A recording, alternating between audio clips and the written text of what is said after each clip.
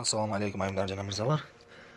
Uşul кезектеги инкубаторду сиздерге кыскача маалымат бере кетейин. Бул инкубаторубуз 176 жумуртага ылайыкташтырылган. Мынакей ушундай лотоктор менен 176 батат. Бул лоток саласаңыз 200 жумуртка батат. Азыр сиздерге кыскача маалымат бере кетейин. Бул жакта терморегулятор температураны контроль кылат. Анан влажность. Бул жакта моторчикти таймери. Ичин азыр сиздерге көрсөтүп кетейин.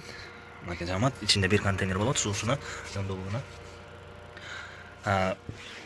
Ушундай сыртта лотокторго жумурткаларды тизип, инкубатордун ичине киргизип койсоңуздар оңой болот. Именно ушул положениеде турганда бул сырттан жумурткаларды тизип, мына астыңкы биринчи полкага жумурткаларды салабыз. Бул биринчи полкага жумуртаны тизиш оңой эмес. Ошондуктан биринчи полкага ушундай болгон лотоктор менен салып алсаңыздар болот. Азыр бир кол менен кичине кыйын болуп атат. Мынакей жамат оңой эле ушинтип салып жайлаштырып коесуз. Анан бул жакта таймерибиз мынакей 118, 120да турат. 2 сааттан кийин переворот баштайт. Бирок ушул минута бүткөн чейин могу кызыл тегеректи бассаңыздар иштеп берет. Бул жака ударат. Мынакей переворот башталды. Бул жакта моторчигибиз бар. Бул жака удар бергенден кийин үстүнкү полкага оңой эле жумурткаларды тизип алсаңыздар болот. Мынакей бул жактан тизип өйдөгө биринчи ряд бүткөндөн кийин кийинки рядты ошентип примерно 100 тукум батса керек бул полкага. Ушундай лотоктор менен салсаңыз 176 жумуртка батат. Бул бир лотокко 88 жумуртка батат. Мынакей жамат. Кимге ушундай инкубаторлор кызык болсо, номерлерди калтырып кетебиз. Биздин Дарек Жалал Абад шаары.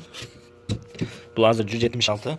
Кимге канча штуктук инкубатор керек болсо кайрылыңыздар. 60тан 1000 жумурткалыкка чейин жасап беребиз. Мынакей жамат 120 болду. Анан ушинтип ар 2 саат сайын 18 күн тукумдарды оодарат.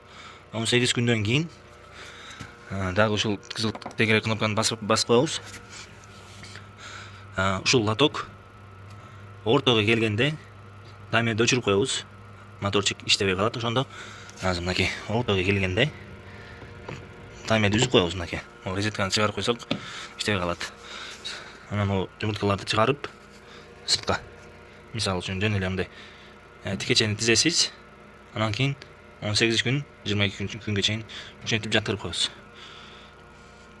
Азыр бул немебиз, клиентибиз буну жөн эле 18 күн иштетем деп бул клиентибизге отдельно выводной жасап беребиз. 100-дук.